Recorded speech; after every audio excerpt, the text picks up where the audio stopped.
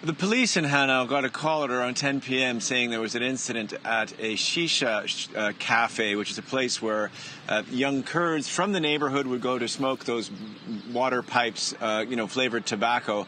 The gunman had gone there and shot 3 people dead who were outside. And after that, we know that he went to another shisha cafe called the Arena, and there he rang on the doorbell because it was a smoking establishment. The door was open and he went in and he shot 4 more people of Kurdish background, including a woman. At this point, the police were mobilized. Some 30 police cars had left the police station. There were helicopters in the air. There were men with machine guns getting ready to go out on a manhunt. It didn't last that long, a few hours, because his car had been identified by a passerby and his home located. And the SWAT team arrived, blew the door open, and found his body. Apparently he had shot himself, and the body of his mother, who was dead as well.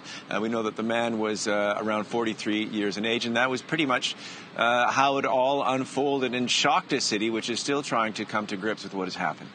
Now, I know this is an early stages here, Nick, but what more do we know about the gunman and his motivations? Obviously, there's a lot of reaction coming in and speculation that he was motivated by xenophobia and far-right motivations.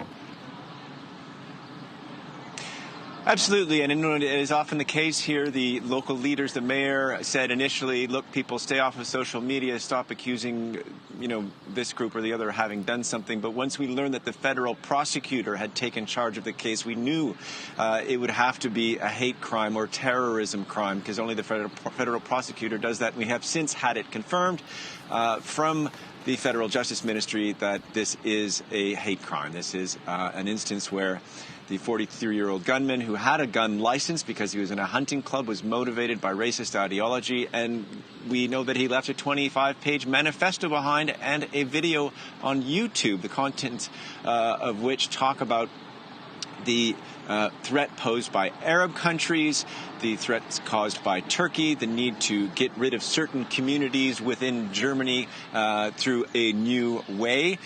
He evoked the Great Replacement theory, which is very popular on the internet in far-right circles, which is the idea that the sort of white Christian people of Europe, if you will, I'm paraphrasing, are being replaced by Muslim migrants. And he also, and this is perhaps some insight into his psychology, as it were, his mental health, made a video. Part of his video was in English, addressed the American people, and spoke of underground prisons where children were being tortured. So perhaps he was not entirely well.